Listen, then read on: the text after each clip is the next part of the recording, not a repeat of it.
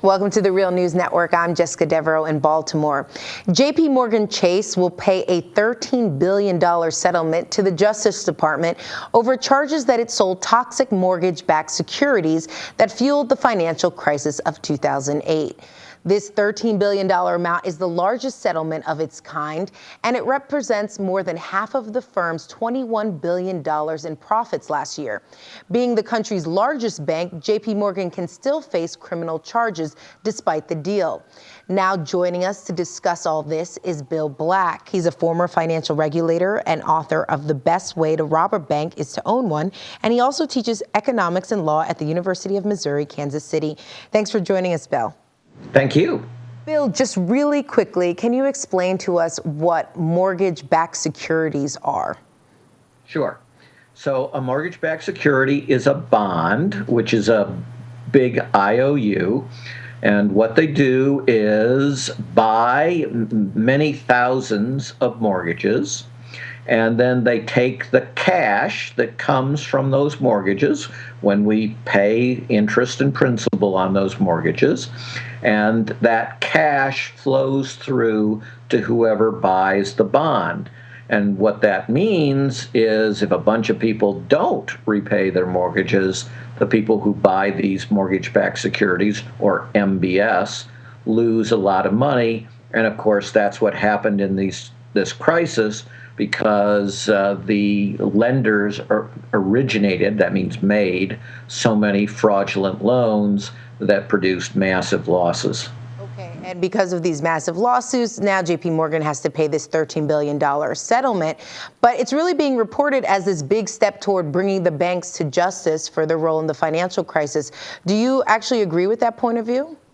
No, indeed, in the introduction, which was an accurate statement of how the Justice Department is presenting this, it's actually inaccurate in many different ways. So first, most of this settlement has nothing to do with mortgage-backed securities.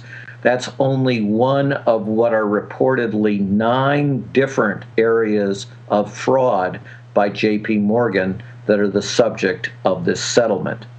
And that means that the Justice Department is giving up the ability to prosecute, apparently in 8 of these 9 areas. And so this, again, we're talking on the basis of press leaks by the Department of Justice and by PR flacks for J.P. Morgan.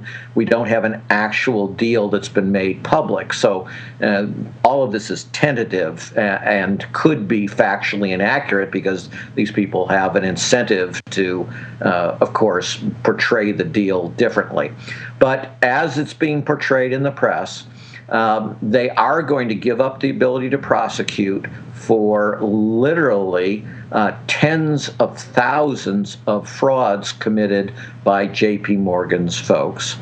And they're going to give up the ability to prosecute J.P. Morgan as well as the individuals.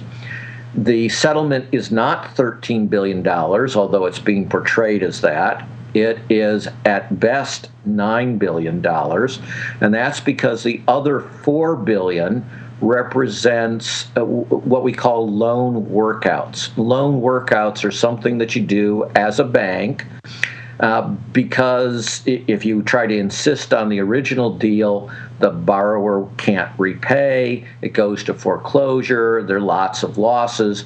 So in a loan workout, you reduce the payments. And you do this not because of the goodness of your heart, but because the bank minimizes its losses by loan workouts. So what the Justice Department is agreeing is that J.P. Morgan can count all these loan workouts that would have done anyway to minimize its losses as if they were part of a settlement. So disregard the $4 billion entirely. That leaves us with $9 billion, but that $9 billion, unless there's something not being reported again, will be reduced substantially, probably by about 1/3, because these fraud expenses will be tax deductible. In other words, the United States of America will pay a third of this supposed fine from the JP Morgan frauds to the United States of America. So roughly it's a $6 billion deal. That still, of course, is a large number, but compared to how much wealth was extracted by the senior officers and directors, it's actually not that big a deal.